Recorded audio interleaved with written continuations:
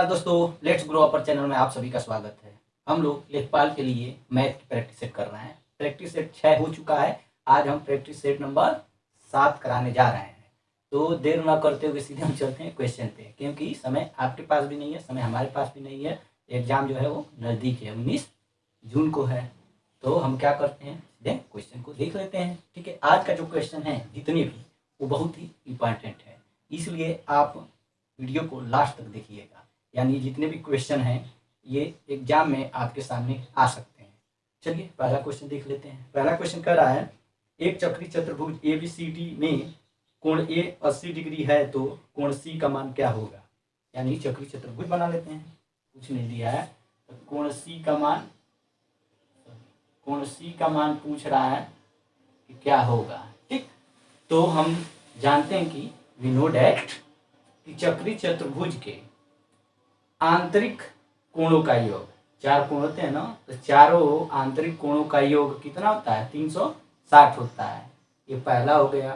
दूसरा क्या होता है कि चक्री चतुर्भुज के आंतरिक आमने सामने के कोण का योग कितना होता है, 180 होता है। क्या हम बताएं, 2 पॉइंट फिर से सुन लीजिए कि चक्री चतुर्भुज के चारों आंतरिक कोणों का योग 360 होता है और आमने सामने का कोण जो होगा वो 180 होगा। कहने का मतलब ये है कि ये चारों को अगर हम मिला दें कोणों को तो 360 होगा और आमने सामने यानी कोण A प्लस कोण C क्या हो जाएगा, 180 डिग्री। यही तो कहें, आमने सामने के कोणों का योग कितना होता है, 180 होता है। तो इनके सामने क्या हो जाएगा, कोण B प्लस कोण D इक्वल टू कितना हो जाएगा, 180 हो जाएगा। आई होप कि आपको समझ में आ रहा होगा। तो इसको 2 मेथड से लगाया जा सकता है। एक तो डायरेक्ट क्या कीजिए, हम बताए हैं कि कोण A और C का योग कितना 180 होता है। तो कोण A हमको मिल गया है, कोण कितना, इसमें देखिए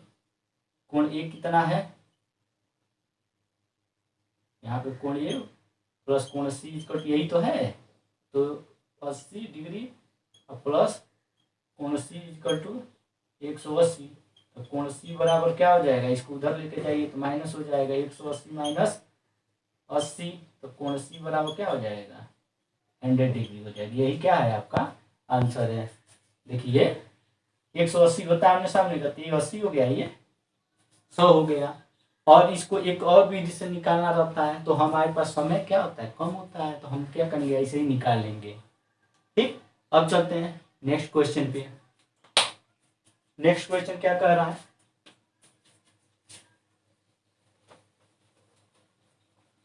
नेक्स्ट क्वेश्चन जो है उसको ठीक से समझ लीजिएगा, क्योंकि डायरेक्टली पूछ लेता है। कह रहा है कि किसका परिकेंद्र बाहर स्थित होता है। ठीक, अधिक कोण दिया है, न्यून कोण दिया है, सम कोण दिया है। तो आप इसको जान लीजिए। अगर न्यून कोण कहेगा, ठीक, तो न्यून कोण का मतलब होता है 90 अंश से कम, जिसका कोण एक कोण को ही क्या हो, 90 अंश से कम हो, तो वो क्या हो जाएगा, न्यून कोण हो जाएगा। देखिए जैसे ये हो गया,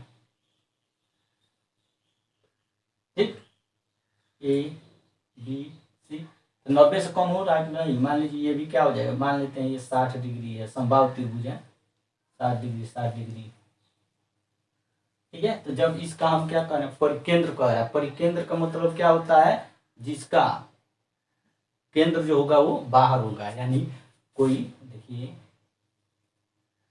इस तरह का वृत्त खींच लेते हैं, तो कह रहा है कि इस वृत्त का जो केंद्र होगा, ठीक, परिवृत्त का केंद्र क्या होता है, परिवृत्त का केंद्र होता है, तो ये क्या होना चाहिए, बाहर होना चाहिए।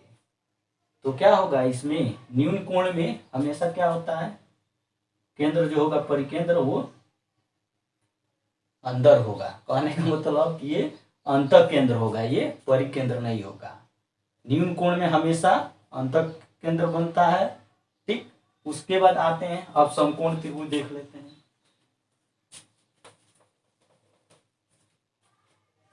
समकोण त्रिभुज जैसे मान लेते हैं ये आपका क्या है, ये, ठीक है, और ये आपका केंद्र है। तो समकोण त्रिभुज बनेगा कैसे, ये और ये, ठीक, ये मान लेते हैं ये है, बी है और सी है। तो जब न्यून कोण आएगा तो उसमें परिकेंद्र नहीं बनेगा, यानी बाहर उसका केंद्र नहीं होगा, उसका अंदर केंद्र होगा, तो वो क्या होगा, अंतः केंद्र हो जाएगा। और यहाँ क्या होता है, समकोण त्रिभुज में वृत्त का जो केंद्र होगा वो कर्ण के मध्य में होगा। कहने का मतलब कि जो उसकी व्यास होगी वो क्या होगी, कर्ण होगी। कर्ण पे ही क्या होता है, उसका केंद्र होता है। एग्जाम में डायरेक्टली पूछ लेता है कि किस त्रिभुज में या किस, दे दिया रहेगा समकोण, न्यून कोण, अधिक कोण, अब पूछ देगा कि किस में परिकेंद्र होगा या किस में रेखा पर मतलब कर्ण पे स्थित होगा, यानी सबसे बड़ी, देखिए कर्ण क्या होता है, इसमें सबसे बड़ी भुजा भी होती है, तो बड़ी भुजा के केंद्र पर होगा, ऐसे पूछ लेता है। तो आप क्या बताओगे, समकोण बताओगे। आई होप कि आपको समझ में आ रहा होगा, ठीक। एग्जाम में डायरेक्टली पूछता है, देखिए इसी में एक पूछा है, आपको दिखा रहे हैं, दिया है, हाँ दिया है, समकोण त्रिभुज का परिकेंद्र होता है, क्वेश्चन है, लंब का मध्य बिंदु, ठीक, आधार का मध्य बिंदु, कर्ण का मध्य बिंदु, यानी इसका ये लंब का मध्य बिंदु कह रहा है, आधार का मध्य बिंदु और ये कर्ण का मध्य बिंदु। तो देखिए समकोण त्रिभुज में क्या बनेगा, हम क्या बताए थे, कर्ण का मध्य बिंदु ये क्या होगा, परिकेंद्र होगा, ठीक। अब चलते हैं अधिक कोण पे, देख लेते हैं क्या होगा। देखिए तो ये मान लेते हैं क्या है, BC है, और एक कोण बताए हैं 90 से अधिक हो, तो देखिए ये यहाँ आ जाएगा, ठीक। तो इस त्रिभुज को, ये क्या है आपका, ये है, तो ABC हो गया, ठीक। अब जब इसका हम तीनों सिराओं को मिलाते हुए वृत्त खींचेंगे कुछ इस तरह का, ठीक, तो इसका जो परिकेंद्र होगा वो बाहर होगा, ठीक। तो इस क्वेश्चन का आंसर क्या होगा, अधिक कोण होगा। क्या होगा,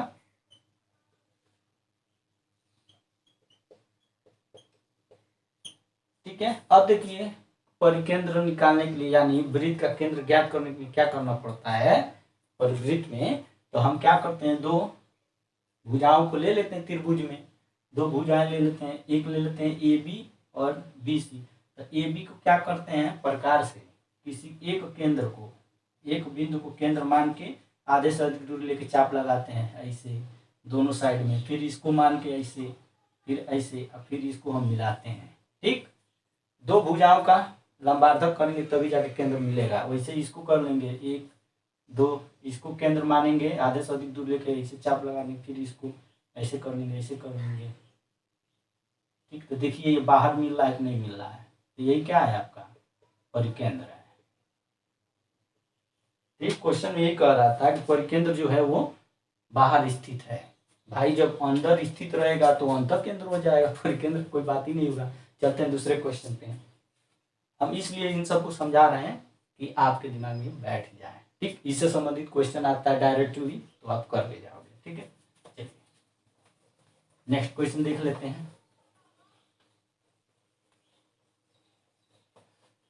हम कम से कम समय में सॉल्व करने की कोशिश करेंगे, ठीक है। बहुलक कह रहा है, बहुलक होता है तो आप जानते हैं सर्वाधिक आने वाला जो मान होता है वही क्या होता है, बहुलक होता है। ये भी क्वेश्चन है, डायरेक्टली पूछता है, ठीक। चलते हैं नेक्स्ट क्वेश्चन पे। नेक्स्ट क्वेश्चन कह रहा है, एक व्यक्ति ने एक पुराना स्कूटर 1200 में खरीदा और 200 रुपये में उसके अनुरक्षण में लगा दिया, यानी रिपेयरिंग में लगा दिया। तो बताइए जब खरीदा तब 1200 में और 200 उस रिपेयरिंग में लगा दिया तो कितना हो जाएगा उसका टोटल क्रय मूल्य। अब उसके लिए क्रय मूल्य कितना हो जाएगा बताइए, 1200 और 200 कितना हो जाएगा, 1400 हो जाएगा, हो जाएगा। कह रहा है कि 1680 में बेच दिया, यानी विक्रय मूल्य कितना है, विक्रय मूल्य कितना है 1680। तो कह रहा है लाभ प्रतिशत क्या होगा, तो हम बताए थे लाभ प्रतिशत कब होगा, जब विक्रय मूल्य में से माइनस करेंगे विक्रय मूल्य माइनस क्रय मूल्य, अपान क्या होता है, हमेशा लाभ में क्रय मूल्य लिखा जाता है। ये हो गया क्रय मूल्य गुणे 100। विक्रय मूल्य कितना है, 1680 में बेचा है, 1400 में खरीदा था। देखिए लाभ है कि नहीं, 1400 क्रय मूल्य है गुणे 100, इसको सॉल्व कर लीजिए। कितना आ जाएगा, 1680 में से 1400 जाएगा, कितना होगा 280। 1400 गुणे 100, तो इसको सॉल्व कर लीजिए। 14 दूनी कितना आता है 28, यानी 20% क्या होगा, लाभ होगा। यही क्या है आपका आंसर है। ठीक, अब चलते हैं नेक्स्ट क्वेश्चन देख लेते हैं। नेक्स्ट क्वेश्चन जल्दी से कर लेते हैं। कह रहा है एक व्यक्ति अपनी मासिक वेतन का 15% भाग रसोई घर के खर्च पर, 20% भाग अपने बच्चों की शिक्षा पर, 8% भाग अपने परिवार की बीमा राशि के भुगतान पर और 17% घर की अन्य वस्तुओं पर खर्च करता है। यदि वह 6,000 रुपये की बचत करता है तो उसकी मासिक वेतन क्या होगा। तो इसके लिए एक ट्रिक बताए थे।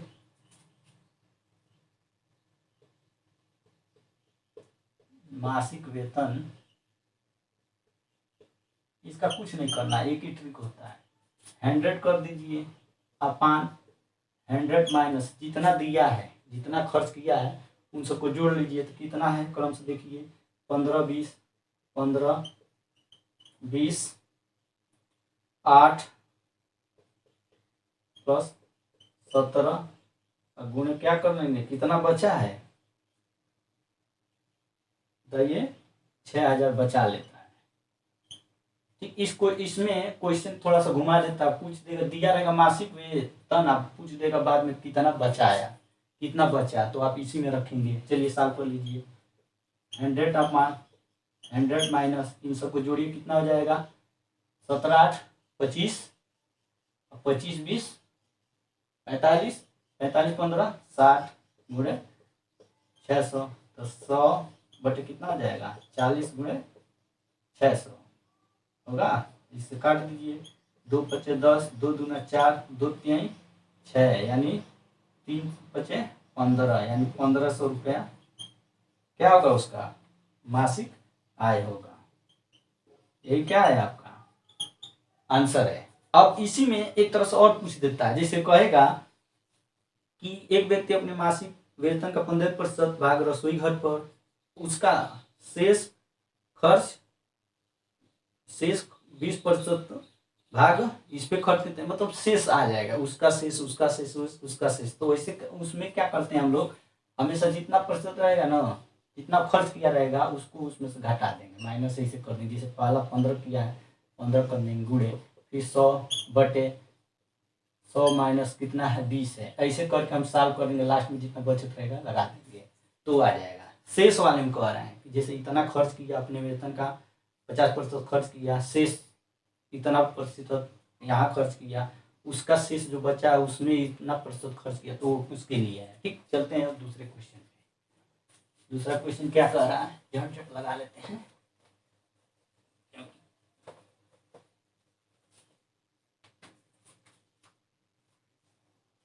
देखिए कह रहा है एक समबाहु त्रिभुज की परिधि 18 सेंटीमीटर है, इसका क्षेत्रफल क्या होगा। देखिए कितना आसान पूछ रहा है कि समबाहु त्रिभुज का परिधि दिया है, ये समबाहु त्रिभुज है का परिधि कितना दिया है 18 सेंटीमीटर। तो परिधि क्या होता है, परिमाप होता है, यानी 3 गुणे भुजा। समबाहु त्रिभुज, ये समबाहु त्रिभुज का मतलब होता है कि तीनों भुजाएं क्या होंगी, समान होंगी। तो जब तीनों को जोड़ेंगे तो क्या परिमाप हो जाएगा, परिमाप को ही हम परिधि बोलते हैं। तो क्या हो जाएगा, देखिए परिधि है, परिधि का क्या होगा 3 गुणे भुजा, तभी तो निकलेगा। इतना है 18 सेंटीमीटर परिधि दिया है। ठीक, तो भुजा बराबर क्या हो जाएगा, अब ये इधर जाएगा ना तो क्या हो जाएगा, भाग हो जाएगा 18 बटे 3, 3 छकी 18, यानी 6 सेंटीमीटर भुजा आया है। ठीक, तो कह रहा है इसका क्षेत्रफल बताइए, यानी समबाहु त्रिभुज का क्षेत्रफल क्या होता है समबाहु त्रिभुज के क्षेत्रफल √3/4 इंटू भुजा का वर्ग, ये तो होता है। तो आप लगा लीजिए 4 इंटू 6 यहाँ पर हम क्या करेंगे, इसको रख लेंगे, क्या हो जाएगा 2 दूना 4, 2 3 6, 2 दूना 2 1 2, 2 3 6, यानी 3 3 का 9, 9√3 क्या हो जाएगा वर्ग सेंटीमीटर। यही क्या है आपका आंसर आ गया। ठीक, आई होप कि आपको समझ में आ गया होगा। अब चलते हैं नेक्स्ट क्वेश्चन देख लेते हैं। दिया है x4 माइनस 13x² प्लस 30 के गुणनखंड होंगे। ठीक है, इसमें 3 घात वाला है ये। ठीक, इसको भी देख लेते हैं। क्या दिया है, दिया है x4 माइनस 30x² प्लस 36। ठीक है, तो इस पे 4 घात है, ये देखिए सबसे बड़ी घात है 4। ठीक है, तो इसे डरने की जरूरत नहीं है। हम क्या करेंगे, इसका गुणनखंड करेंगे। कितना गुणनखंड करेंगे कि बीच का मान आ जाए, प्लस करने पे या माइनस करने पे। देखिए क्या हो जाएगा, 9 चौको 36, 9 गुणे 4। अब इन दोनों को क्या करेंगे, जोड़ेंगे तो नहीं आ जाएगा, आ जाएगा। तो सॉल्व कर लीजिए, कितना होगा x4 minus 9 plus 4x² plus 36। तो x4 माइनस बाहर के चिन्ह माइनस अंदर के चिन्ह क्या हो जाएगा, बदल जाएगा, 4x² प्लस 36। तो अब इनका पेयर बना लीजिए। इसमें से कॉमन क्या निकलेगा, x² निकलेगा, तो हो जाएगा x² माइनस 9। यहाँ पे क्या होगा, माइनस क्या निकलेगा 4 निकलेगा। तो बाहर के चिन्ह माइनस है तो अंदर के चिन्ह क्या हो जाएगा, माइनस हो जाएगा। तो x² माइनस क्या हो जाएगा 4 9 36। ठीक है, अब इनका कॉमन वाला निकाल लेते हैं। तो x² माइनस 9, ठीक ये है, और यहाँ पे x² माइनस 4 है। अब यहाँ पे देखिए क्या है, ये 9 है ना, इसको हम 3² लिख सकते हैं कि नहीं, लिख सकते हैं। तो x² माइनस 3²। ठीक, और यहाँ पे क्या कर सकते हैं, 4 है तो 2 लिख सकते हैं, 2 का स्क्वायर लिख सकते हैं। तो x² माइनस 2²। ठीक है, तो देखिए यहाँ पे फार्मूला एक मिल रहा है हमको, एक कौन सा, a² माइनस b²। तो क्या होता है इसका, a प्लस बी कोष्टक में, और दूसरे में a माइनस बी। तो वही क्या करेंगे, यहाँ पे रख लेंगे, रखेंगे क्या हो जाएगा, x plus 3 x minus 3, x plus 2 x minus 2, यही होगा। यही क्या है आपका आंसर आ गया। यही हमको क्या करना था, सॉल्व करना था। आया कि नहीं समझ में, देखिए यहाँ पे तो a² माइनस b² फार्मूला लग गया है। अब नेक्स्ट क्वेश्चन कह रहा है कि यदि a संबंध b 3 संबंध 4 तथा b संबंध c जो है वो 6 संबंध 5 है। कहने का मतलब क्या है, दिया है a संबंध b बराबर 3 संबंध 4। ठीक है, और दिया है b संबंध c बराबर दिया है 6 संबंध 5।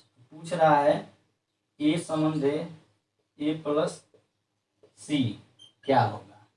ठीक है, तो हम सबसे पहले इसको क्या करते हैं, समानुपाती में चेंज कर, समानुपाती का एक क्वेश्चन है। तो a से कर लीजिए b c। तो ए बी क्या है, ए बी के नीचे लिख लिए 3 संबंध 4, और बी सी कितना है 6 संबंध 5। इनका ऐसे कर लीजिए, पहले इसके साथ, फिर इसके साथ, फिर इसके साथ। तो कितना जो 6 18, 6 चौको 24, ये 5 चौको 20। आ समझ में, 6 का इसके साथ हुआ, लेकिन 5 का केवल इसके साथ हुआ। ये हमको क्या मिल गया, अनुपात मिल गया। अब कह रहा है ये वाला, इस पे रखिए, एक जगह पे क्या रखेंगे हम 18 संबंध है, एक जगह पर देखिए कोष्टक में है 18 प्लस c कितना है 20। जो सॉल्व कर लीजिए 18 संबंध ये कितना हो जाएगा 38। तो क्या हो जाएगा, काट लीजिए 2 9 18, 2 1 2, 2 6 18, तो 9 संबंध 16। यही क्या हो गया आपका आंसर हो गया। यानी इस क्वेश्चन का आंसर जो होगा ये 9 संबंध, सॉरी 6 नहीं होगा, 9 होगा। कैलकुलेशन गड़बड़ हो जाए। 2 9 18, 2 1 2 9 2 9 18, ठीक है। तो यहाँ पे क्या हो जाएगा 19 आ जाएगा। 9 संबंध 19 क्या है इसका आंसर है। नेक्स्ट क्वेश्चन कह रहा है कि 4 क्रमागत सम संख्याओं का योगफल 748 है, तो उनमें सबसे छोटी संख्या होगी। 4 क्रमागत सम संख्याओं का योगफल, यानी योगफल कितना है, योगफल कितना है 748, ठीक है।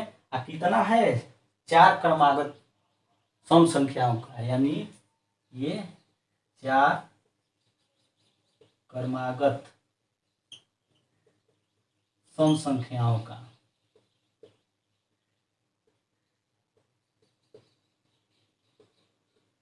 ठीक, का योगफल इतना दिया। तो हम क्या करते हैं, इसको 4 से भाग दे देंगे। देते हैं 4 संख्या है ना यहाँ पे, तो 4 से भाग दे दीजिए। 4 कितने 4, 4 8 है 32, 34 होगा ना 32, 2 4 7 28, तो क्या कितना आया है 187 आया है, ठीक। काटने पर इतना आया, तो सम संख्या कह रहा है 4 सम संख्या, तो इसके बाद का सम संख्या क्या होगा 188, ठीक। अब 2 2 कर देंगे, 4 है तो इधर 2 कर देंगे, इधर 2 कर देंगे, तो इधर हो जाएगा 190, इधर 186, इधर 184, ऐसे करेंगे, ठीक। अब पूछ रहा है इसमें सबसे छोटी संख्या कौन सी होगी, तो सबसे छोटी संख्या क्या है, ये सबसे छोटी संख्या, और सबसे बड़ी संख्या ये हो जाएगी। अब पूछेगा, कभी कभार पूछ देता है बीच की संख्या कौन सी होगी, तो बीच की संख्या क्या होगा, तो ये हो जाएगा। और उसमें दूसरी संख्या कौन होगी, ये होगी, तीसरी ये होगी, ऐसे पूछ देता है, तो आप लगाएंगे। तो इसका आंसर कितना आएगा 184, ये सबसे छोटी संख्या पूछ रहा है। अब ठीक एक क्वेश्चन और देख लेते हैं। कह रहा है 9 प्रेक्षणों का माध्य 16 है, एक अन्य प्रेक्षण सम्मिलित करने पर नया माध्य 17 हो जाता है, 10वां प्रेक्षण होगा, क्या होगा। देखिए इसको सॉल्व करते हैं।